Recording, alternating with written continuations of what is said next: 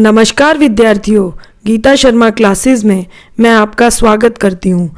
आज मैं आपके समक्ष कक्षा 11 आरोह भाग 1 में संकलित सुमित्रा नंदन पंत द्वारा रचित कविता वे आंखें लेकर उपस्थित हूँ।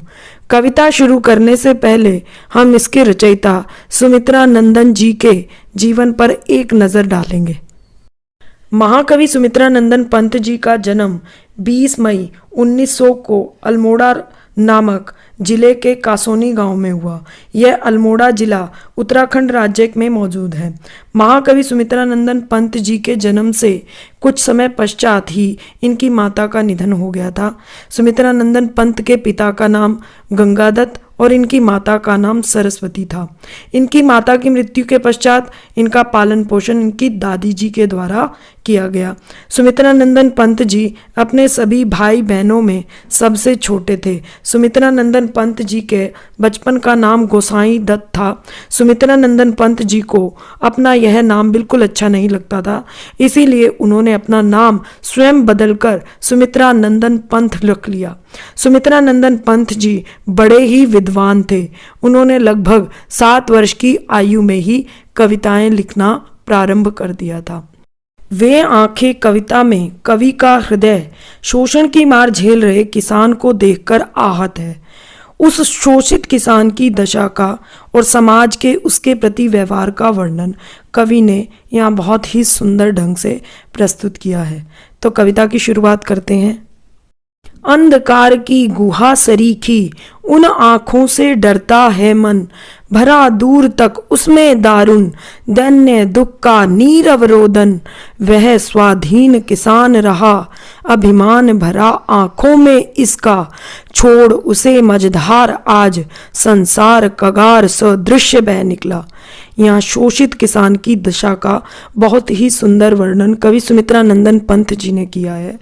वे कहते हैं कि अंधकार की गुहा सरीखी, अंधकार अंधेरा, गुफा को बोलते हैं। गुहा किसको बोलते हैं? गुफा। सरीखी मतलब समान। जो किसान की आंखें हैं वो गुफा, अंधेरी गुफा के समान है। उन आँखों से डरता है मन। कवि कहता है कि वो अंधकार के समान जो गहरी गुफाएं हैं, उन आँखों को देखकर उसे डर लगता है। भरा दूर तक उसमें दारुण, उन आँखों में, उस किसान की आंखों में, जो शोषित किसान है, जो दूसरों के द्वारा जिसका शोषण किया गया है, उस किसान की आंखों में बहुत दूर दूर तक दारुण दुख, कष्ट, तकलीफें भरी पड़ी हैं। दैन्य दुख का नीरव रोदन, और उसमें मानो दीनता से भरे हुए दुख का रोना भरा हुआ है।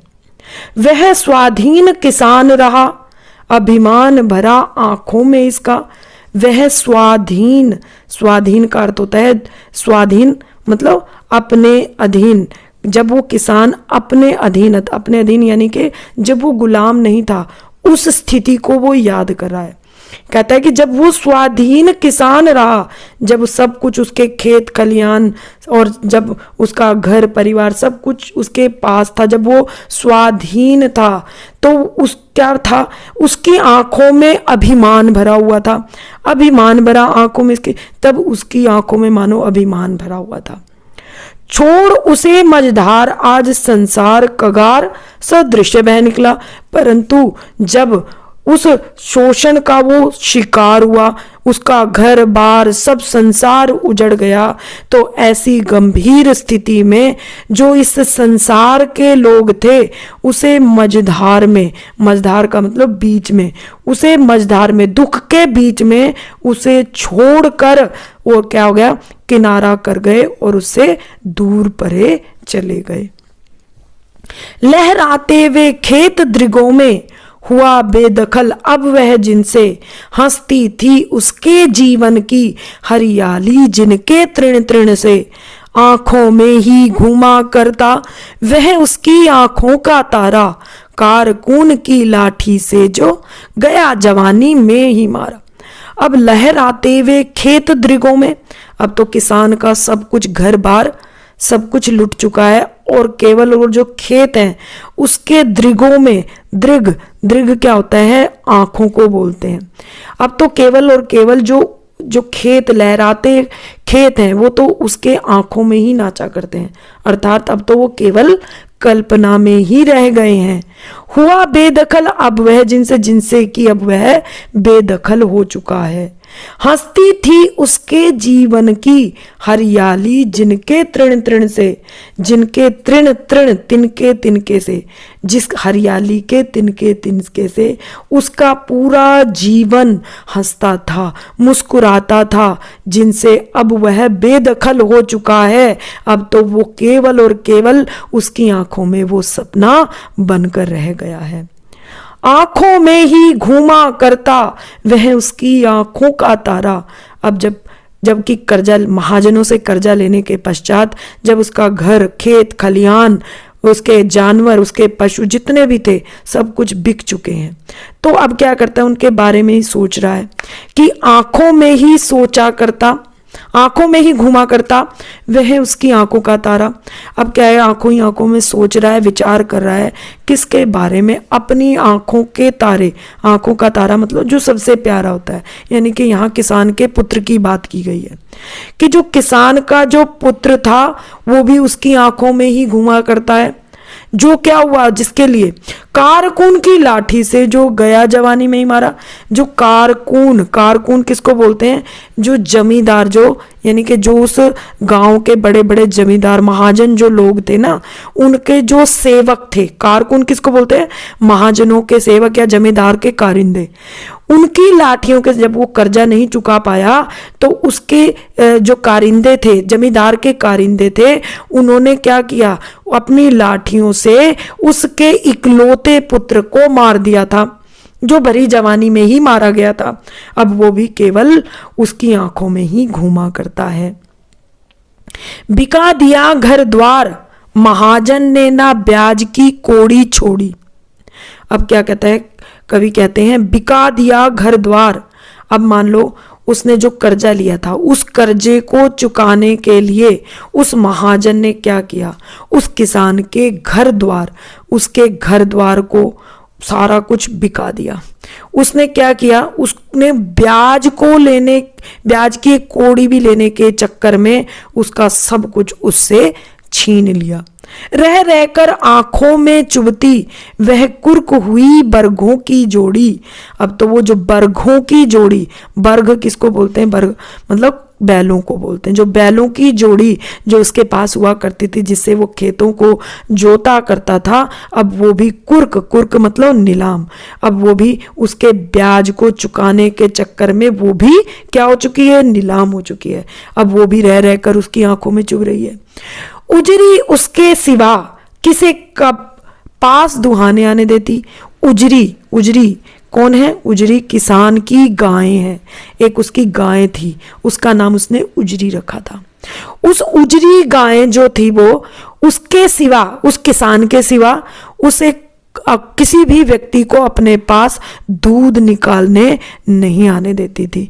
यानी कि जो उसका दूध केवल और केवल वो किसान ही निकाल सकता था, जो कि अब वो भी नीलाम हो चुकी है। आंखों में नाचा करती उजड़ गई जो सुख की खेती। अब तो केवल जो सुख की खेती जो हुआ करती थी, जिसकी अब तो वो कल्पना ही कर सकता है, वो तो अब केवल उसकी आंखों के सामने ही नाचा करती, अर्थात वो जो सुख की खेती थी अब तो केवल कल्पना मात्र में ही रह गई है। बिना दवा दर्पण के धरणी स्वर्ग चली आंखें आती भर। देख रेख के बिना दूध मुंह बिटिया 2 दिन बाद गई मर। अब क्या हुआ, बिना दवा दर्पण के, बिना दवा दर्पण मतलब बिना दवा दारू के, जो उसकी बीमार पत्नी थी उसका समय पर इलाज नहीं किया गया, उसे दवा दारू नहीं दी गई, तो वो भी क्या होगी, वो भी स्वर्ग चली गई। जिसको याद करके किसान की आंखों में आंसू आ जाते हैं। अब किसान की पत्नी मर गई तो वो भी क्या है, उसके भी एक नवजात पुत्री हुई थी, जो क्या हो गया, जब माँ की मृत्यु हो गई तो वो उसकी बिटिया जो थी वो भी जो दूध मुई बच्ची थी जो दूध पीने, जो दूध पर ही आश्रित थी, वो भी बिटिया 2 दिन माँ की मृत्यु, उसकी पत्नी की मृत्यु के पश्चात वो भी मर गई। घर में विधवा रही पतोहू, लक्ष्मी थी यद्यपि पति घातनी। अब उसके घर में, यानी कि जो उसका जो पुत्र था ना, जो कारकुन यानी कि जमींदार के जो कारिंदे थे, उनकी लाठियों से जो मारा गया था, उसकी पत्नी, अब घर में एकमात्र वो ही रह गई थी।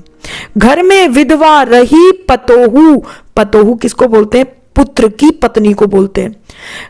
कि भी उसका नाम तो कहने को तो लक्ष्मी था, क्या था? लक्ष्मी था। यद्यपि पति घातनी, परंतु उसे समाज के लोग सारे ऐसे मानते थे कि मानो वो अपने पति को खा गई है। उसने अपने पति को मारने का सारा श्रेय उन्होंने किस पर डाल दिया? उसने उनकी पत्नी पर डाल दिया कि भाई नाम तो कहने को लक्ष्मी है, परंतु मानो उसने अब स्वयं ही वो अपने पति को मार दिया हो। पकड़ मंगाया कोतवाल ने, डूब कुएं में मरी एक दिन। अब क्या किया? एक वहां पर कोतवाल था। कोतवाल क्या होता है? जो एक पुलिस चौकी में एक व्यक्ति होता है, उस व्यक्ति को कोतवाल कहा जाता है। कि कोतवाल ने उसकी विधवा पतोहू पर अपनी कुदृष्टि डाली। अपनी इज्जत, अपने स्वाभिमान, अपनी मान मर्यादा को बचाने के लिए वो क्या हुआ? वो कुएं में एक दिन डूबकर मर गई। खैर पैर की जूती जोरू, ना सही एक दूसरी आती।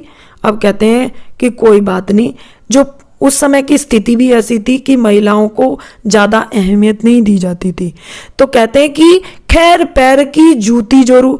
अब पैरों की जूती समझा जाता था किसको? जोरू को। जोरू मतलब पत्नी को।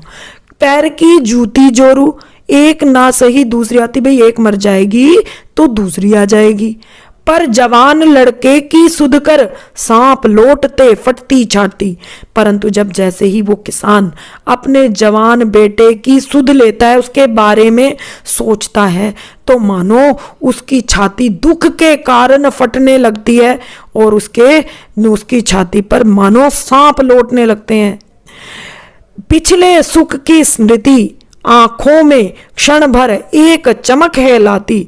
अब पिछले सुख की स्मृति, स्मृति मतलब यादें, जो पिछले जो सुख, जब उसका पूरा घरा पूरा परिवार था, खेत खलियान से थे, उसके सब कुछ था, जब उसकी याद, उसकी सुख की जो स्मृतियां उसको याद आती हैं, तो एक क्षण के लिए मानो उसके मुख पर चमक ले आती हैं। जब हम कोई भी पुरानी बातों को, जो सुखद बातें होती हैं, उसको तो याद करते हैं, तो एक पल के लिए ऐसा लगता है मानो वो हमारे चेहरे पर मुस्कान ले आए। परंतु तुरंत शून्य में गड़ वह चितवन, तीखी नोक सदृश बन जाती। परंतु जैसे ही वो वर्तमान स्थिति में आता है ना, वर्तमान स्थिति कौन सी? कि जब उसका सब कुछ उससे लुट चुका है, तो वो क्या होता है? तुरंत शून्य में गड़ वह चितवन, तीखी नोक सदृश बन जाती। जब वो पिछले सुख की स्मृति को याद करता है, तो उसके चेहरे पर एक क्षण के लिए चमक आती है, परंतु जैसे ही वो वर्तमान स्थिति पर आता है, तो वो जो सुख की स्मृतियां हैं, वो तीखी नोक के समान, सदृश मतलब समान उसके समान बनकर मानो उसके चितवन में, उसके हृदय में गड़ जाती है। आशा है ये वीडियो आपको पसंद आई होगी। पाठ से संबंधित यदि कोई भी कठिनाई है तो कमेंट बॉक्स में कमेंट करके मुझसे पूछ सकते हैं। अलग अलग कक्षाओं की वीडियो को देखने के लिए हमारे चैनल को सब्सक्राइब करें, वीडियो को लाइक करें और अधिक से अधिक लोगों को शेयर करें। धन्यवाद, आपका बहुत बहुत आभार।